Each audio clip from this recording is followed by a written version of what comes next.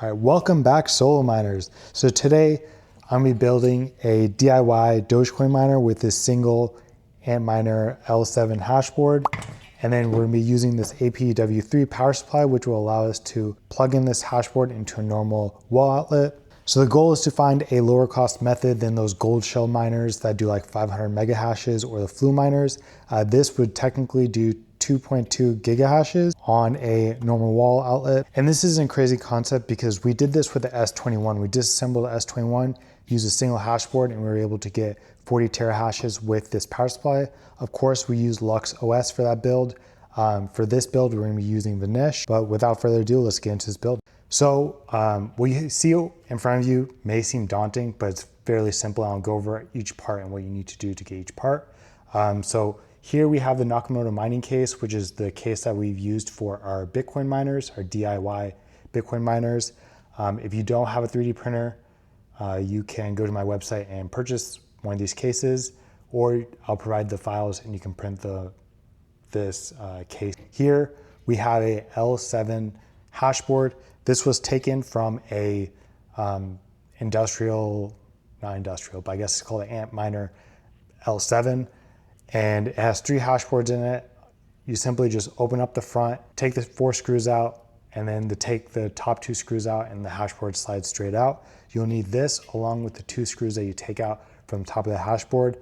I got my L7 for about $300 for this in my other videos too. So the best way to do it is just purchase one whole one, use one, and then sell the rest. And you can pretty much bring your miner down to a very low cost using this method. This board is the control board, and we pulled this from the L7 when we disassembled it. This hash cable also came from the L7. This is going to be a Wi-Fi adapter. This is optional.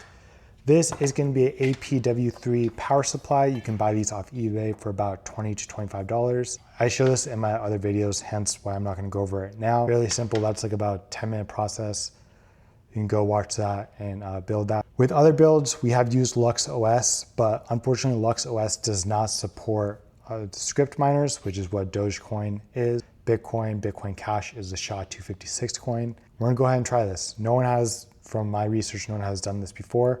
So we're gonna see what's possible. And another question that people have asked before we get started is, why do we wanna do this? Why can't we just plug the miner straight into the wall? It's because it doesn't use a normal outlet. We are home miners, solo miners. We do not have these industrial outlets installed in our homes.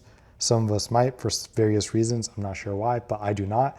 So this is just a regular power plug, and you can go ahead and use this to plug into here once we're ready, plug into here, and then plug into the wall. Assemble this miner.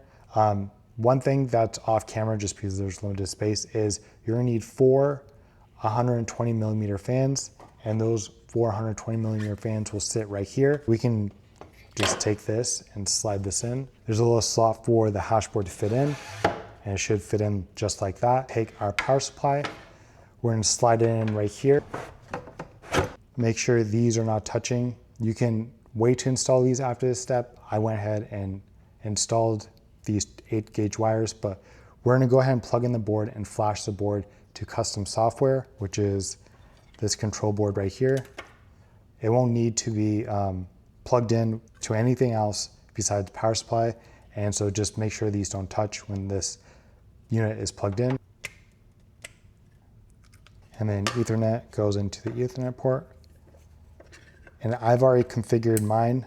These come with instructions. It's really easy, but we'll go ahead and install that software. So I'll go ahead and meet you back at the computer. We select L7, download HashCore, which is a tool, save and scan.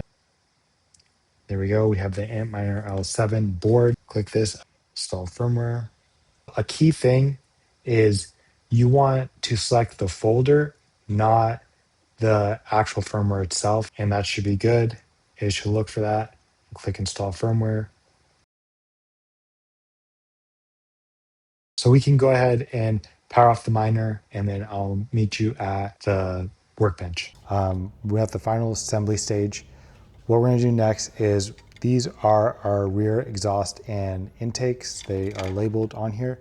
So this is rear exhaust. So that means that the fan will go on this facing this way, and then on the rear intake, they will actually go facing like that.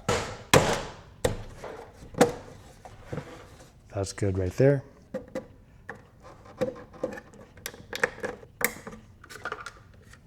And this on the side here.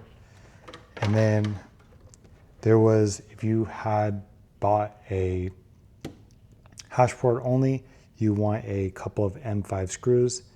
If you assembled or disassembled a full miner, these were the screws that you disassembled from the top of the miner. Power for our hashboard.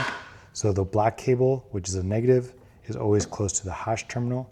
So we'll go ahead and screw that in.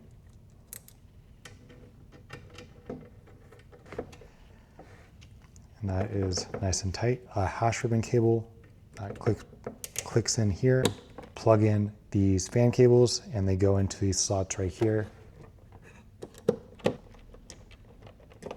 You have assembled the miner, so give yourself a pat on the back, and we are good to go ahead and power this on. Everything's booted up, so let's go ahead and go into settings, mining settings. So I already entered my pool in. We want to go to performance, and there should be a PSU bypass here. So we have the voltage down to 14, frequency is the lowest. That'll be interesting because our S19s and S21s run at between 300 to 400 frequency, and this is more than double. So let's see. So power supply modified, let's go ahead and check that. Modified power supply preset. You know what? Let's go ahead and try this. We'll see. Auto switch depending on temperature. Sure, why not? 68. What's the lowest setting? We put that. Don't raise preset above. Don't lower. Perfect. Auto change top preset. Ignore fan speed. Sure. Okay. So everything's detected. So we're gonna go ahead and save and then apply, which, okay, that resets the miner. So as you can see, it says Antminer L7, which is what we have. Version is 1.2.16.